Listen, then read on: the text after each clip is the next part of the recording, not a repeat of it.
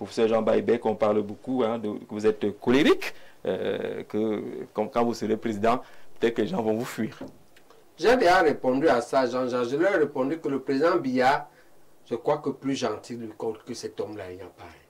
Sur le plan personnel, vous ne pouvez pas lui refuser ça. Comme vous dites que je l'aime beaucoup.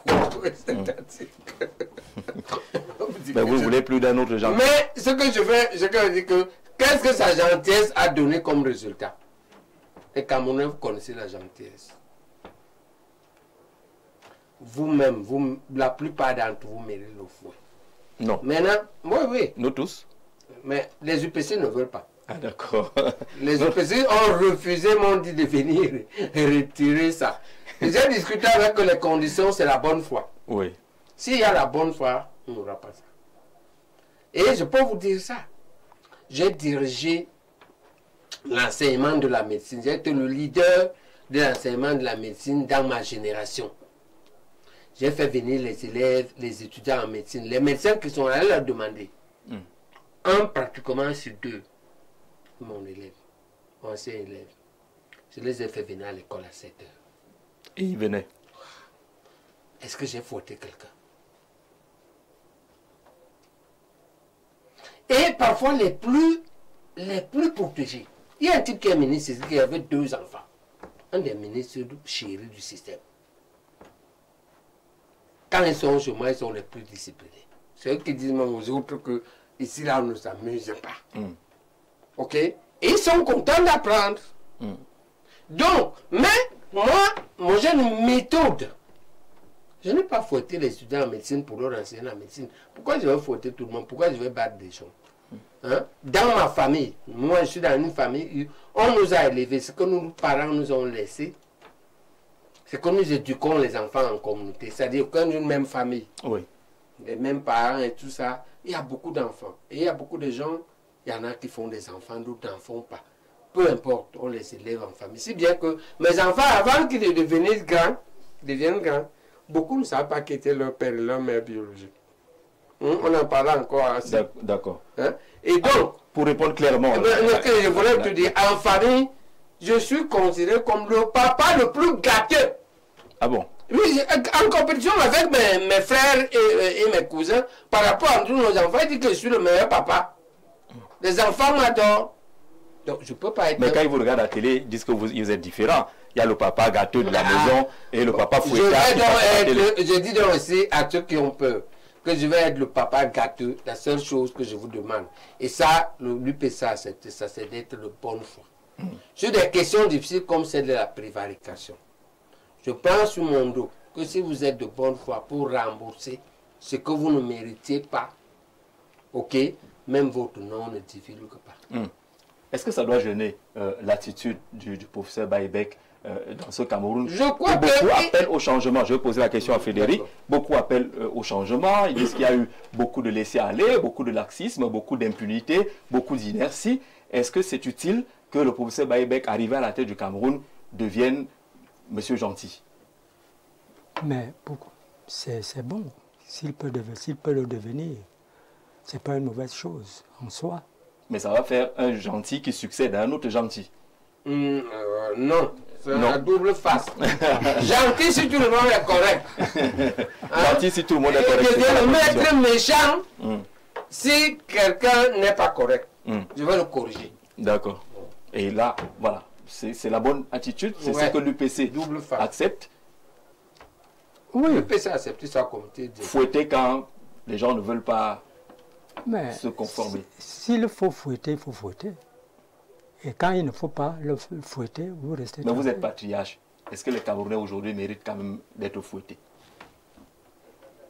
Vous savez? Non, dites-nous.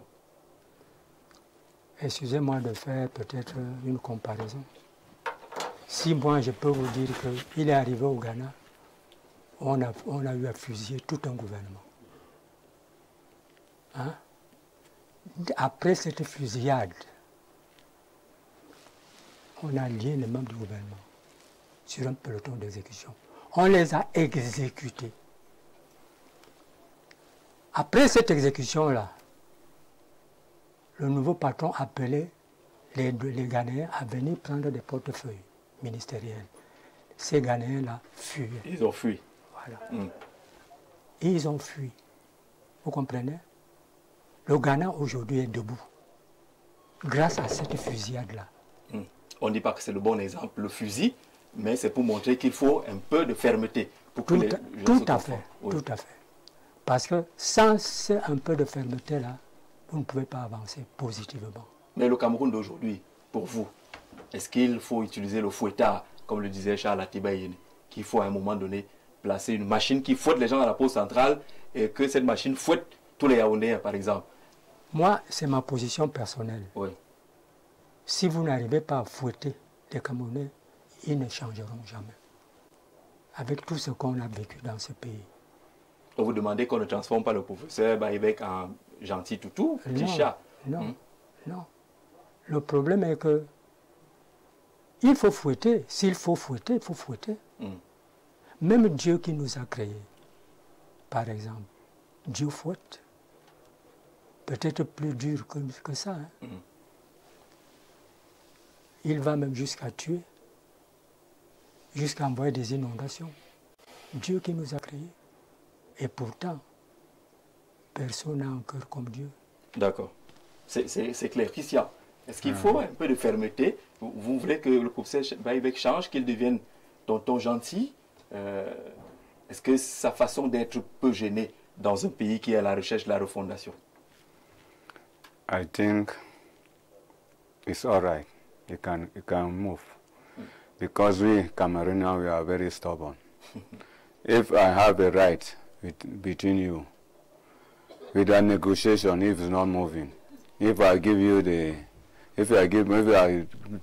that move, stand like this, if you don't want it to stand, the way that I want, what did you want? Vous fouettez. No, I will give you a discipline, not that a beating. There is even the more of beating. It's not that I will take cane and beating you. I can give you a sanction, a discipline. Oui, c'est une façon de parler. Hein. Si on parle de fouetter, c'est une façon de parler. The living style. D'accord. Il faut un peu de fermeté. D'accord. Professeur Jean Baïbek, comment analysez-vous les démissions qu'on observe aujourd'hui au niveau du gouvernement? Du moins, Issa Thiron Bakari, Bello Bouba qui est parti et qui n'est pas parti en même temps. Qu'est-ce qui se passe? Votre lecture, c'est quoi? Nous, on a fait un communiqué dessus. Oui. On a passé toute la journée dimanche au quartier général. On a toute la journée à réfléchir pour prendre 30 minutes pour rédiger. La première observation, c'est que sur la forme, on voit que, ou bien allons directement sur le fond. Sur le fond, c'est que cette démission nous rappelle 1958.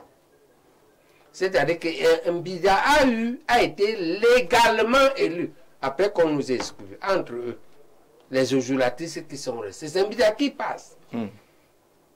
Un an après, Ramadien vient fomenter un coup d'État politique. Il demande à tous les ministres,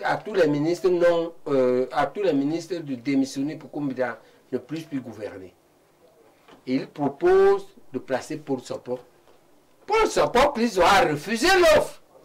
Les Camerounais doivent savoir que la corruption ou la mauvaise foi ne se justifie pas.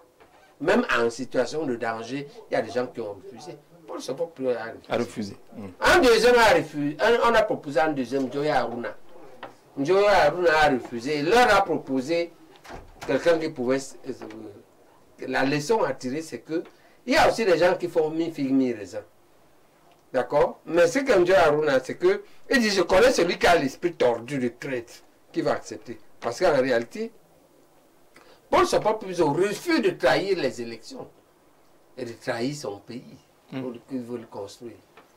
Et finalement, Aïdjo lui l'accepte. Il réalise donc ce qu'on appelle un coup d'État politique. C'est comme ça que vous expliquez cela? C'est un coup d'État politique. On ne va pas mettre ça au compte du Nord. On ne peut pas mettre ça au compte des peuples, ni du Nord, ni des musulmans.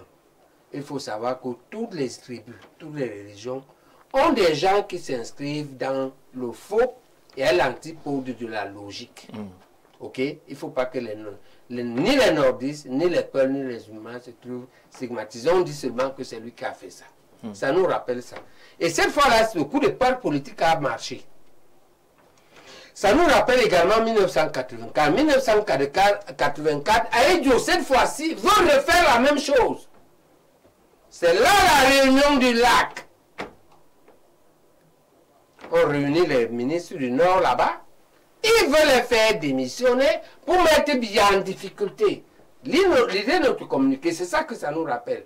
Mais ce qui est important, c'est que comme ça a échoué, le coup d'État politique échoue, on organise le coup d'État militaire. Oui. Ce qui est important, c'est qu'il échoue, mais ce n'est pas ça le plus important. Le plus important, c'est qu'au bout du rouleau, il y a 1000 morts. 1000! Et donc, nous disons que ce que nous voyons là peut arriver à un coup d'État militaire. Parce qu'on voit que le RDPC, finalement, est en train de s'en sortir. Et quand on lit bien, il faut... Le gars qui avait dit qu'il faut lire bien, qu'il faut lui créer la chair, c'est là où c'est sa chair qui est mauvaise. Mais il faut le lire. Bianca? Oui. Docteur Il pourrait s'arrêter à lire, mais pas la chair. Pas créer la chair. Pourquoi il faut lire bien? Parce que quand on analyse bien, la moyenne des effectifs gouvernementaux dans le monde, c'est 30-35. Oui. Ce gouvernement a 72 membres. Ou quelque chose comme ça. Une soixantaine. Qu'est-ce que ça veut dire? Ça veut dire que le renard Biya avait déjà prévu ça. Même Mathias dit ça mal. C'est ce que Mathias veut dire. Il avait prévu, et les ministres délégués, et les secrétaires d'État, et les ministres adjoints, et les vice-ministres, en sachant que quand vous allez commencer à démissionner, comme les gens ne sont pas courageux, beaucoup ne vont pas suivre. Et vous remplacer sera trop facile sans refaire pour le gouvernement. Est-ce que vous voyez ma lecture? Hein? Même Fatima, tu voulais dire ça, mais elle ne dit pas bien. Bon, moi, c'est mon travail être enseignant. Et j'ai plus l'expérience que ma meilleure. Voilà. Hein? Et aussi enseignant, mais je sais dire des choses. C'est mon métier. J'aurais tort de ne pas bien dire. En réalité, il avait prévu. Le vieux renard. Olbia. J'ai une admiration. Dans ce qui se passe aujourd'hui, ne l'ébranle pas. Il avait prévu. Ça ne l'ébranle pas. pauvre. Oui. Donc, Ça ne le surprend pas, ça ne non. l'ébranle pas. Et donc, nous, on attire l'attention, un de l'armée, je disais ça à un militaire hier, qui m'appelait pour son parent. C'est peut-être le parent là dont quelqu'un parlait là. Je disais que nous, on en appelle à l'armée, on n'a pas écrit ça. Mais peu n'entrez pas dans cette logique. Regardez-les, ne faites pas le coup d'État pour ça. Pourquoi? Parce que le coup d'État a tellement de risques et de complications que toi-même tu peux mourir dans cette affaire. Si tu ne mets pas, tu peux entraîner le pays. D'accord? Sinon, tu peux gâter ta famille. Avec ça. Simplement parce qu'on ne peut pas patienter quelques mois. On comprend votre logique. Oui. Quand vous dites patienter quelques mois, Ouais. on se comprend. Bientôt, on accompagne nos patriarches, non, pour ceux qui auront... Parce que nous-mêmes, pour mourir avant. Il ne faut pas oublier ça. Il ne faut pas croire que... Il y a un ordre de passage. Non, il n'y a pas un ordre de passage. Ce n'est pas l'âge, ok? Ceux qui seront vivants, au moins la grande majorité, on va accompagner le père, non? On ne peut pas attendre un peu. On ne peut pas le respecter un peu en attendant. On montre, on dessine. Ça, c'est tu dessines ta malédiction. On fait ça à un père. On fait ça à un notable du village. On fait ça à un chef. On n'est plus africain. Vous demandez d'attendre un peu. Un peu. Maintenant, on refonde ensemble. C'est ça la logique de l'UPC. D'accord? Sauf que la présidentielle, c'est là. Hein. C'est dans 3 mois. On dit quel que soit le vainqueur, on a un projet de structure du gouvernement. Pour nous, c'est simple. Quelque chose comme 35 ministres. 10 représentent chacun un parti politique de taille, des 10 premiers.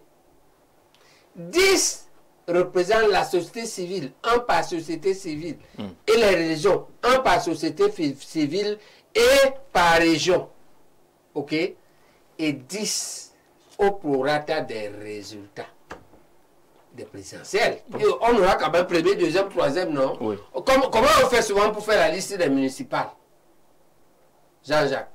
N'est-ce pas? On dit que si vous avez plus de 50%, vous avez tout. Mais si vous n'avez pas plus de 50%, on majorité relative, on partage en fonction du classement. Voilà, nous on veut faire un gouvernement comme ça. Avec un projet, on a dit 3 piliers. 1, soulager les souffrances aiguës. C'est quoi les souffrances aiguës? C'est l'eau, c'est l'électricité, c'est la route, c'est l'école, c'est l'hôpital. Très vite.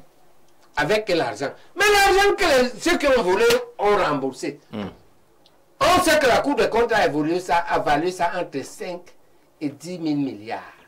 10 000 milliards. Oui. Ça fait beaucoup d'argent. Bon, ça c'est qu'ils ont volé. Mais ce qui reste, c'est quand même moins sec. D'accord? Et qu'on peut attraper. D'accord, moi je voudrais qu'on revienne sur cette démission. Voilà. Pour vous, c'est un non-événement. Non, ce n'est pas un non-événement. C'est un événement important parce qu'entre-temps, ça discrédite la coalition. Tout ce qu'Awa a dit là. Vous l'avez beaucoup écouté. Hein? Ouh, Awa. C'est la mort. Donc moi je dis au régime que vous ne pouvez pas Moulinex. Comment tu laisses ça? Appelle-la, dis-lui laisser. De cette terre. Ouh, Moulinex, comment? Hein? Elle est en train de déshabiller la République. Hein? Non, même la première dame, elle-même, madame, puisqu'elle dit qu'elle était l'amie de votre maman, arrêtez-la, dites-lui que c'est pas bon. Vraiment. D'accord? Et je pense que tel que je la vois, elle semble une femme qui est quand même cohérente. Ce qu'elle dit là, elle dit des choses, c'est la vie sur terre, non? Est-ce que nous on va faire comme si on ne connaît pas ça? Nous on essaie. J'entends tu essaies. Non, pas du tout. Voilà. Nous tous on est jardin, c'est que, mais on ne dévoile pas ça. Qu'on arrête très vite. Mais c'est des signes, non? Dans une république où les gens sortent à gauche et à droite, disent tout. Je ne veux pas stigmatiser ça. En citant des personnalités qui sont encore aux affaires, ça peut ressembler à un signe qu'on peut rapprocher à la vague de délices. Je ne voudrais pas épiloguer sur la déliquescence du RDPC, qui n'a pas d'autre issue que la déliquescence. Mais en même temps, je dois contribuer à éviter les dégâts. Les dégâts, c'est que il y ait coup d'État et on entre en guerre. D'accord. Paul Biya et Bello Bouba, Issa Chiroma, c'est les enfants d'une même maison. Oui. Mais ce qui se passe aujourd'hui, comment est-ce que vous interprétez ça venant des enfants du même monde? La première chose, c'est que les stoïciens nous disent qu'il ne faut pas faire confiance aux êtres humains. Ils oublient trop vite. Ils ont cru que ils peuvent convaincre les Camerounais que ils sont bien, c'est le RDPC qui est mauvais. Zéro! Ah bon? Ils ne peuvent pas. Ils sont dans ce bilan. D'accord? Ils ne peuvent pas expliquer que même chez eux, il n'y ait pas de route. Que ce soit pire pour l'eau, que l'on meurt de soif, que les bêtes meurent. Qu'est-ce qu'ils ont fait pendant plus de 20 ans? Non, ils ne peuvent pas expliquer, ils doivent assumer ce bilan. Mais le tort est partagé entre les deux groupes. L'UPC se retire de tout ça. Il vous regarde. Parce que lui a été la victime. Vous avez cru que vous pouvez construire un pays selon le modèle du colon. Ça, c'est l'UPC des fondamentalistes qui se retirent. Les autres, c'est les intrus et les farfelus. On ne les prend plus au sérieux. Les fondamentalistes pensent qu'ils ne se distinguent plus. Ils pensent comme pour moi qu'il faut rediffuser la doctrine, c'est tout. Être UPC risque d'être désormais être fondamentaliste. Si vous n'êtes pas fondamentaliste, ne vous revendiquez pas d'être UPC. Ce n'est pas nous. Oui. D'accord? Dans l'opinion, vous verrez vous-même que vous êtes en difficulté.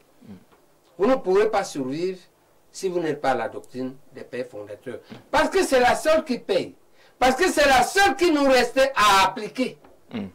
À relire et à appliquer. Parce que vous avez 70 ans d'échec. Depuis 1955, c'est 70 ans.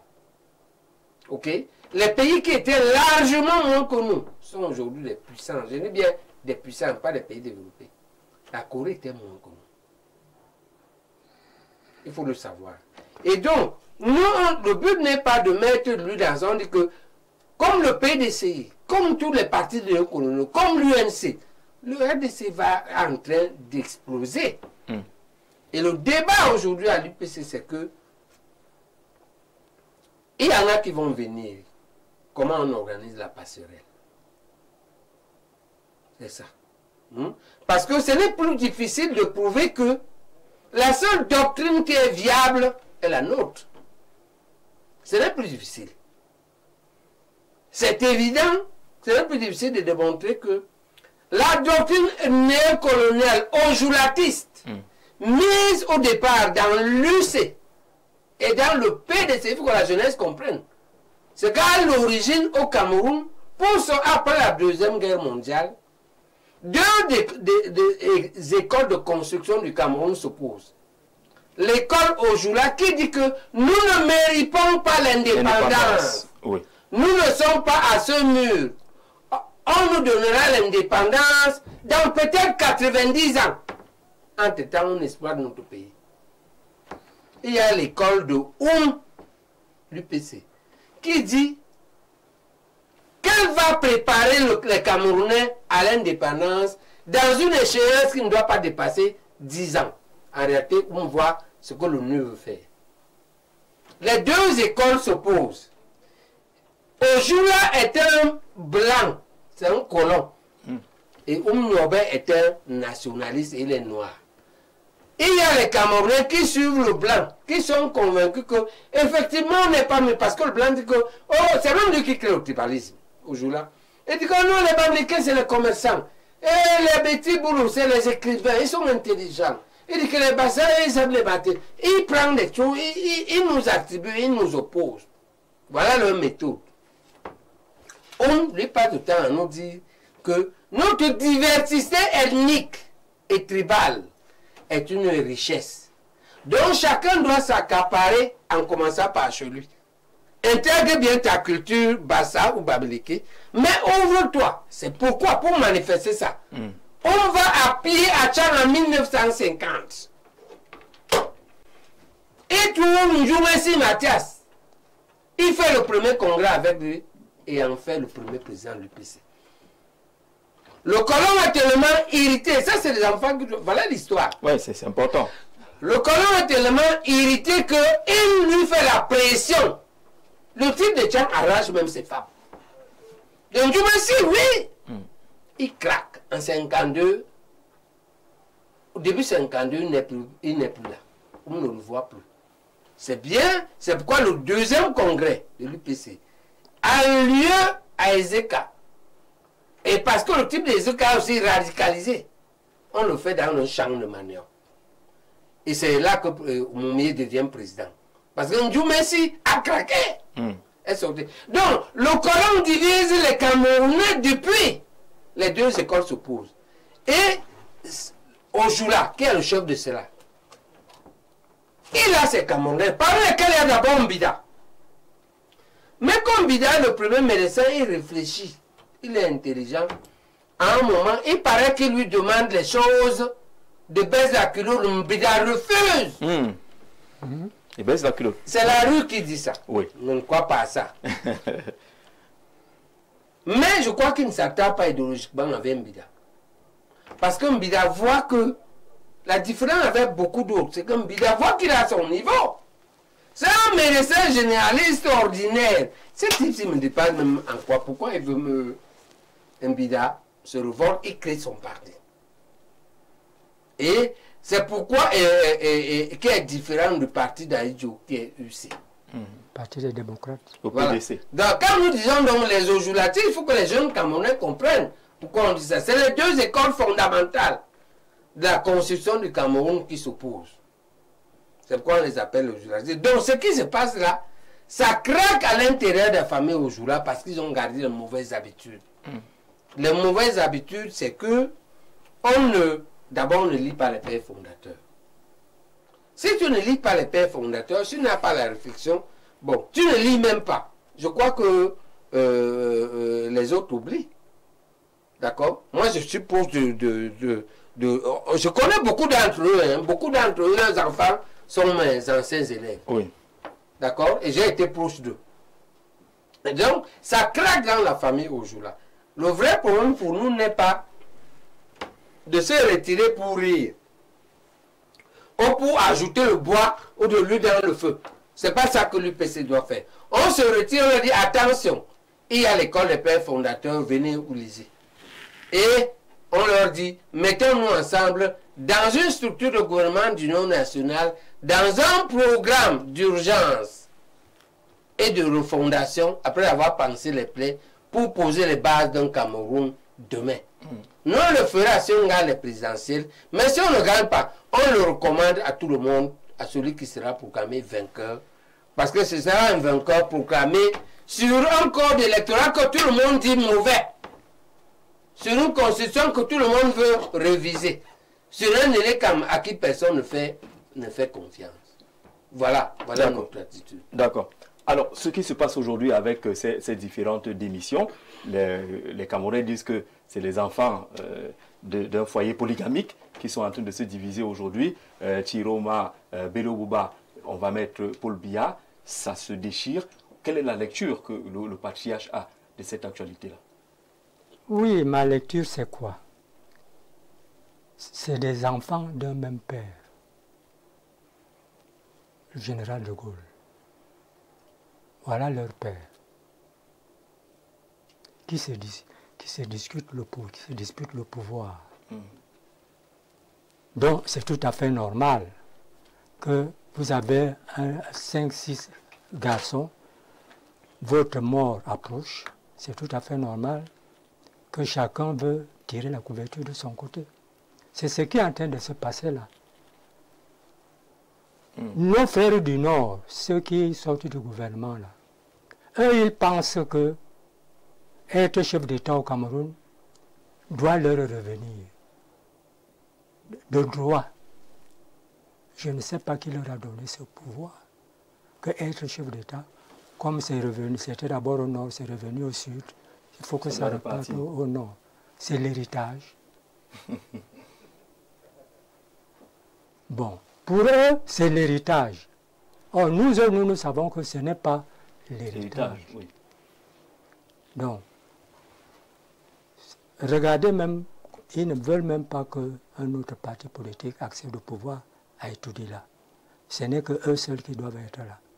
Et comme donc ils sentent que le président Biya ne veut pas céder, ils font ce qu'ils font là.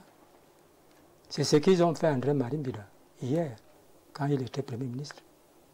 Après 7 ans de primature, Ojoula leur a demandé à Ijo de démissionner avec ses frères du Nord. Ils ont fait ça.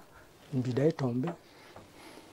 Bon, ils pensent donc qu'en faisant comme ils sont en train de démissionner en cascade là, ça va arriver comme en 57 ou 8. Ils se trompent très mal. Hein? Le candidat à la présidence, le camarade professeur Baybek l'a expliqué tantôt. Ça ne peut pas donner. Biya est un renard. Biya, c'est un gouverneur que la France a formé, comme les Félix Eboué au Tchad à l'époque. Donc, les Français ne peuvent pas tromper Biya. Biya va leur dire, vous mentez, vous ne pouvez pas me tromper. Et c'est pour ça que ça coince. Oui, parce que Biya a été formé pour le pouvoir des territoires d'outre-mer. Mais est-ce qu'on ne peut pas interpréter tout cela justement comme la fin de l'école d'Ojoula, si les Ojulatistes eux-mêmes arrivent à s'entre-déchirer? Ça ne peut pas déjà être la fin, parce que s'ils reprennent le pouvoir demain, ils vont continuer à appliquer l'ojulatisme, parce que c'est grâce à ça qu'ils sont au pouvoir. S'ils n'appliquent pas l'ojulatisme, ils pensent qu'ils sont morts. Donc le jolatisme, tant qu'ils sont là, va continuer. Et il n'y a pas d'armes pour combattre. Quelles peuvent être les armes pour combattre le jolatisme? C'est on va les laisser passer d'un à un autre. Raison donc pour laquelle l'UPC est en train de présenter un candidat à la présidence de la République. Oui. C'est pour mettre fin à cet ojulatisme-là. Nous sommes fatigués. Ojoula même, c'est un Algérien. C'est un Français d'origine algérienne. C'est un Africain. Les Français savent pourquoi ils l'ont mis là. Ils savent que va gérer tes frères. Ojoula, c'est un Algérien. Voilà. D'accord. Donc l'école de revient à la charge. Tout à Parce fait. qu'au commencement, c'était cette opposition entre l'école Ojula et l'école Là, maintenant, avec la candidature de Jean Baïbek, c'est le retour de l'école de qui veut reprendre, justement, qui veut prendre. Exactement, exactement. Je vous ai dit au départ, ici, qu'il n'y a que deux partis politiques. Deux forces. L'ojulatisme et le nationalisme. C'est tout qui s'affrontent dans ce pays. Donc, ceux-là qui sont des héritiers d'Ojula, ils bagarrent entre eux, ils s'entretuent même, parfois. Mais c'est tout à fait normal. Nous, on voit, on rit seulement. Mais comme ça a commencé très fort cette fois-ci, comme ça a commencé là, on ne sait pas jusqu'où ça va. Quelle va être l'issue? Bonsoir Jean-Jacques et à ton riche panel, très belle thématique. Concernant le ministre démissionnaire du Septentrion, n'impacte en rien. Le Septentrion est mobilisé derrière deux jeunes, surtout le triangle national, M. Boukar Abdourahim, le Dirkab et Mohamedou Atikou Kalda, via la plateforme. Plus d'1 million mobilisés derrière le président Paul Biya, qui sensibilise, qui conseille et qui mobilise. Pas de conspiration, pas de manipulation, pas de coup d'État au Cameroun. La patrie est debout et les Camerounais sont bien matures. Docteur Abdourahmane, président de l'association des étudiants du Septentrion, qui dit que ces démissions-là n'ébranlent pas du tout le Nord, qui est organisé autour de quelques personnalités, de nouvelles personnalités, des jeunes qui aujourd'hui semblent rassurés. Bonsoir à vous sur le plateau. Professeur, c'est votre candidature que j'attendais depuis. Pour moi, vous êtes déjà président. Vous êtes parmi les vrais hommes politiques et intellectuels du Cameroun actuellement. Votre candidature, c'est mon combat. Monique depuis Bolova, dans le sud. Bonsoir professeur, très belle émission et paroles aussi. On voudrait connaître votre avis sur la crise dans les régions anglophones qui date déjà de 8 ans. Merci. C'est le plus 44 qui envoie ce message-là. Bonsoir à nos frères de la diaspora. Bonsoir. Que les UPCistes nous laissent tranquilles. Kodok et Robelen, qui ont été membres du gouvernement dans ce pays, n'ont-ils pas soutenu les ojulatistes? N'étaient-ils pas des UPCistes? Que ceux-ci nous laissent tranquilles. C'est ce message qui n'est pas signé. On dit que vous avez des UPCistes tels que Kodok et Ogbelen qui ont marché avec les ojulatistes, qui les ont soutenus, et que votre combat est peine perdue. Non, si quelqu'un dit que c'est peine perdue, bon, chacun peut penser comme, pour moi, à mon avis, le Cameroun n'a pas d'alternative, l'Afrique n'en a pas. Il faudra réappliquer l'école des pères fondateurs, à mon avis. Maintenant, quant à la question des UPCistes qui ont été là, il faut dire que c'est pertinent de rappeler ça. D'accord? Voilà. Maintenant, quand on rappelle ça, nous, on discute ça énormément à l'intérieur du parti. En réalité, voici il faut connaître la contribution des UPCistes. C'est les UPCistes qui font des études et qui proposent la décentralisation. Ok? C'est les UPCistes qui vont même en mission. C'est des m'a dit qu'ils sont allés en mission. C'est avec qu'on vote 70 sénateurs. Les 30, on nomme. Tous les sénateurs au Canada sont nommés. Tous les sénateurs aux États-Unis sont votés. D'accord? Comme il a la mission avec Sénégal, proposons qu'on nomme moitié, c'est pour bien qu'il dit que non. Faites un peu bien la démocratie. Je vais nommer seulement 30. 30, oui. D'accord? Et comme c'est des êtres humains, ils nous ont fait avancer. C'est sur cette base qu'on fait également la Constitution, on montre la Constitution de 96. Sur cette base, on fait la tripartite. Ok, la tripartite, on fait la Constitution de 96 qui a 2 mandats bloqués de 7 ans. La faute des UPCistes à l'époque, c'est qu'on fait confiance au RDPC pour appliquer. C'est pourquoi cette fois-ci, dans le plan du gouvernement du non-national, nous on va exiger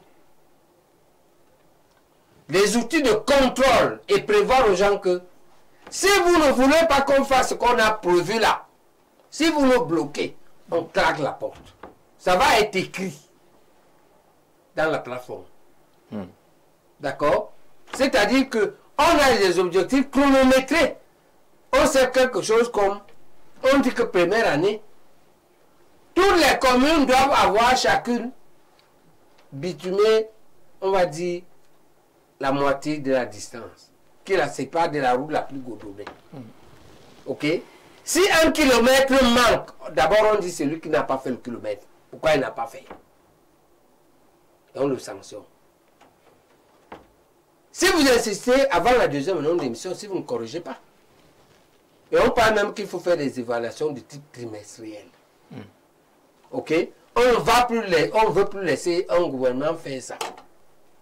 Il faut que c'est un gouvernement d'union, dans lequel nous on va faire comme Elon Musk. Moi je me propose de sera le ministre d'évaluation de l'efficacité gouvernementale. Je vais vous dénoncer ici. Ministre de l'évaluation, l'efficacité. Oui. Mon rôle de venir dire ici au Camerounais que la route là, c'est toi. Et voilà ce que tu n'as pas fait. L'eau, c'est toi. Tu dois faire ceci, voilà ce que tu n'as pas fait. À toi de nous dire pourquoi tu n'as pas fait. D'accord? Et moi, je dis personnellement, ne comptez pas sur moi pour rester là si ce n'est pas fait. Je vous avertis, je vais partir. D'accord? Et pourquoi? Parce que là, moi, je ne vais pas voler. Je ne vole pas votre argent. Et pourquoi je ne vole pas? Parce que c'est un type qui n'a pas beaucoup de besoins. J'applique la doctrine de Spinoza. Si tu veux être... La liberté commence là où s'arrêtent les besoins. D'accord? Je ne veux pas les voitures. Je veux pas. Je peux. Où est le vent? Il n'y a pas le vent. Je veux mettre où? Je n'ai pas le vent. Vous mangez la qualité qui coûte cher. Donc vous aurez beaucoup. Oh non, je mange le coin. Vous allez lever tous les matins, il y aura 50 personnes devant votre porte avec des besoins. Moi, je dis, vous serez obligé de prendre un peu. J'ai déjà commencé à faire la demande d'Angoulou, voilà. J'ai des plantations là-bas, chez lui en Grassan. Pas que j'ai le champ. Mais c'est que je fais avec celui qui veut faire le champ. D'accord? J'apprends à cultiver le de donner du poisson. Ok? Donc je ne vais pas faire les choses pour que vous m'arrêtez. Ne vous comptez pas sur moi. Ne comptez pas sur moi. Mais la famille va vous faire pression. Vous êtes en haut. Non, la famille doit bien vivre. Non. La vie doit changer. Non, la famille va vivre avec mes... Je ne vais pas fermer mon cabinet. Je ne vais pas fermer ma société. Ma famille, j'ai ma société. Vous avez dit que j'ai une société, non? Qui construit les ponts, non? Oui. C'est déjà dehors, non? Donc je ne peux même plus cacher. Est-ce que ça va alors? Voilà. Mais quand vous me voyez marcher là dehors, je ressemble à un type qui a ça. Ça dépend, hein? Vous avez des belles cravates, des belles montres. C'est mon petit beau-frère qui m'a offert ça de Belgique. Hein? D'accord. C'est lui qui m'a offert ça. D'accord. Bonsoir, on parlait particulièrement au grand professeur Baïbek. On va sortir l'émission. Aucun passif ne peut apporter le changement au Cameroun. Nous sommes dans la passivité depuis plusieurs décennies, mais nous sommes toujours plongés dans l'inconcret. Loin de prôner la dictature, nous avons besoin d'un homme très rigide et très pointu, comme le professeur Baïbek Landry depuis Douala, qui ne veut pas qu'on vous transforme en chaton, trop gentil. Bonsoir professeur, ça vous donne quoi de toujours tirer sur votre fils? Il ne l'a pas fait aujourd'hui, il n'a même pas prononcé Cabral aujourd'hui. Il dit, mais il vous voit, vous, député, donc ne tirez plus sur votre fils, hein, si vous arrivez de tirer sur votre fils Cabral. Il vous demande que ça vous donne quoi? Les Camerounais ont besoin du fouet, et celui qui n'hésite pas à essayer de le faire, c'est le grand professeur. J'ignore ses idées et programmes politiques, mais il a le caractère qu'il nous faut à la tête de l'État, fidèle depuis Ngusso. Est-ce qu'on aura le temps de lire un ou deux autres messages? Oui, on a un peu de temps encore. Bonsoir, le professeur Baïbek, c'est une idole pour moi, et il a beaucoup appris du patriarche Paul Biya, et il est très vrai. Pour moi, il est meilleur. Il a tout dit des deux démissionnaires qui, pour moi, n'apporteront rien pour cette élection. Et on n'est pas candidat pour une région, on est candidat pour le Cameroun. J'adore vos thématiques. Merci, Gigi Hugues Merlin Ndjecha, qui envoie ce message-là. Le plus 33 dit quoi? C'est la France. Bonsoir, Info TV. Mes salutations spéciales au professeur Baïbek. Très belle thématique.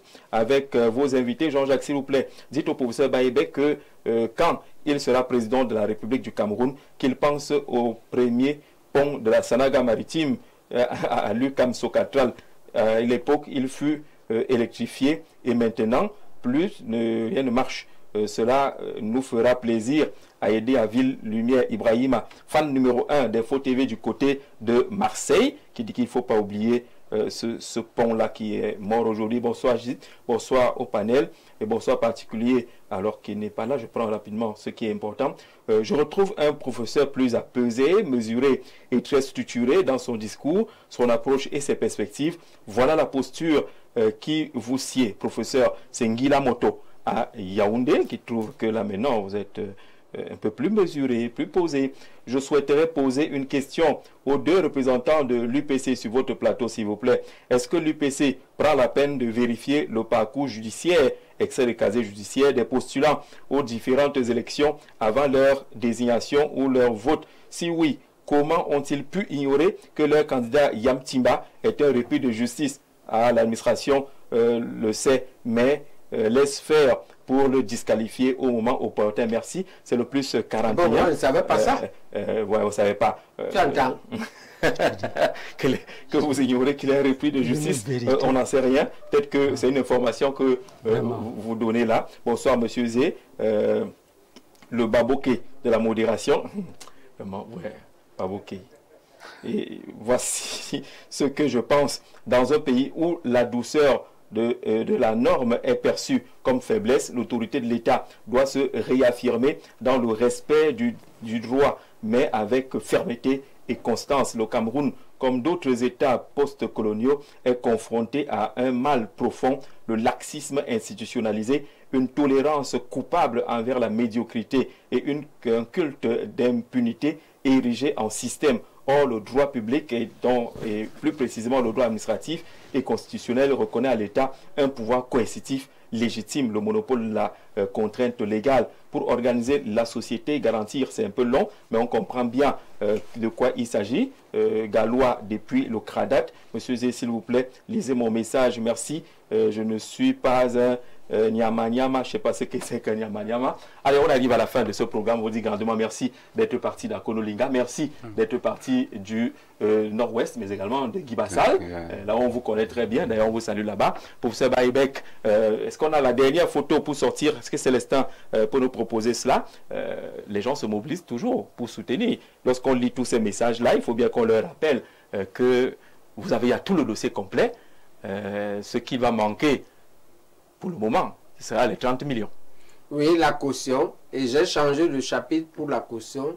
La levée de fonds, comme la levée de fonds est un peu coincée pour des raisons qu'on a expliquées ici, je suis entré dans l'endettement. J'ai donc demandé aux élites, aux amis, aux entreprises citoyennes qui peuvent me prêter, aux tontines qui peuvent me prêter cet argent-là, que je pourrais rembourser à 3 échéances. Voilà. L'échéance la plus possible, c'est que si je suis élu en octobre, c'est remboursé. Je vous rembourse votre argent. D'accord. Si je ne passe pas en octobre, mais j'aurai quand même plus de 5%, je vous rembourserai également. D'accord. Maintenant, si ça ne se présente pas comme ça, c'est pas ce qui peut arriver, hein, parce que la vie a des vicissitudes. D'accord, mais ça n'empêche pas que nous, on vous propose encore, pour ceux qui veulent le faire, qui ne choisissent pas la voie de l'endettement, il y a encore cette mobilisation des fonds qui est encore possible. Le professeur nous a aidé à expliquer toutes les garanties de sécurité qu'il y a derrière ces opérations par OM et par Momo qui se poursuivent en dehors de l'autre option de l'endettement qui engage lui. Mais ceux qui sont dans le soutien peuvent le soutenir à travers justement cette campagne de mobilisation des fonds. C'est lui qui va engager sa responsabilité sur le terrain de l'endettement. Mais les fans et les soutiens qui se sont manifestés abondamment aujourd'hui par les messages et autres, retenez bien ces numéros. On vous dit merci professeur, merci à ceux qui ont regardé, à très bientôt.